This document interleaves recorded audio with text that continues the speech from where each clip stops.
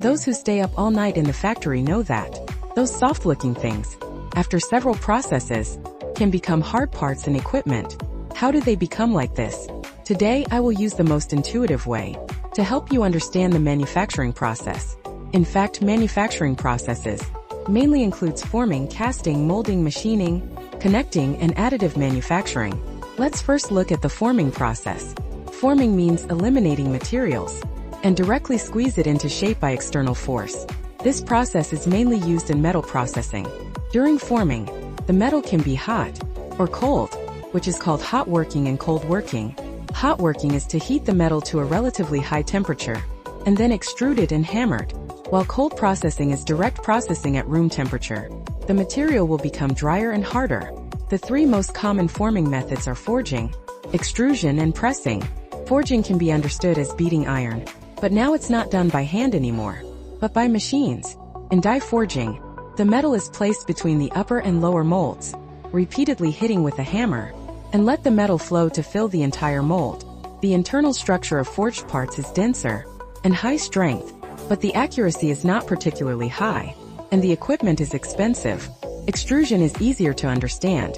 It's like squeezing toothpaste out of a tube, and insert the hot metal into the extrusion cylinder, and push it with a punch.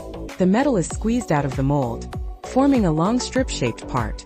The advantage of extrusion is that the surface is smooth and accurate in size, but it can only make long parts with constant cross-section. You must have seen extrusion.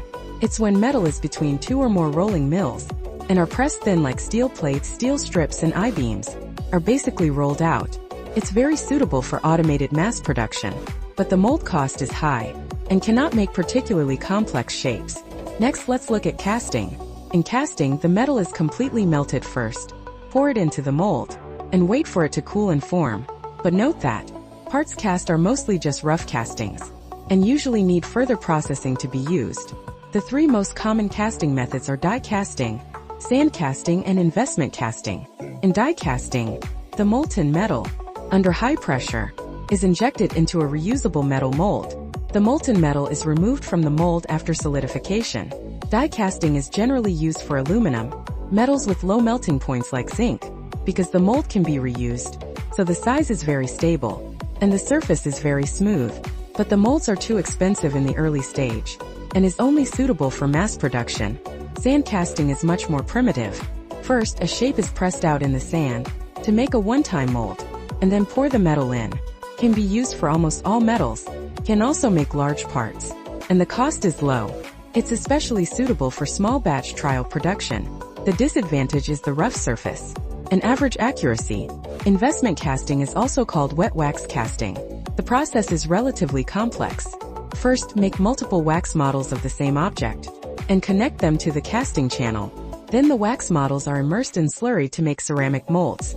Then heat and melt the wax model. Finally, pour the molten metal into the ceramic mold. After it gradually cools, the mold can be removed. Its biggest advantage is that it can cast even the most complex shapes, and with high precision, but it's very slow. Molding is similar to casting. The difference is the material. Casting mainly uses metal. Molding is mainly plastic. The common molding methods include injection molding, compression molding, and blow molding. The most common one is injection molding. Pour plastic particles into the hopper and heat them up, and then push it through the screw, and inject it into the mold under high pressure. The plastic cools very quickly, so the whole process can be fully automated. That's why injection molds are expensive, but the unit cost is very low, which is suitable for mass production. Compression molding is simple and straightforward, which directly puts a fixed amount of material into the mold, heat and press, and form in one step. It is mainly used for thermosetting plastics. Once formed, it cannot be melted again. The mold cost is low, suitable for small batches, but the speed is slow, and not suitable for particularly fine structures. What we mentioned earlier is mainly material deformation, while the machining approach is completely opposite. It removes unwanted material bit by bit. Machining is usually secondary processing, used to modify dimensions and improve accuracy after casting or forming. Common machining methods include drilling, turning, and milling. Drilling is rotational. The drill bit is pressed down to cut a hole in the solid material. Milling uses cutting tools. The tool goes in slowly to shape the workpiece. Milling is a multi-blade tool. Rotates a little to cut the material. Let me briefly introduce it to you. Connection is the assembly process. Its purpose is only one: to firmly fix the separated parts together. Common methods include welding, riveting, brazing, and soldering. The most common one is welding.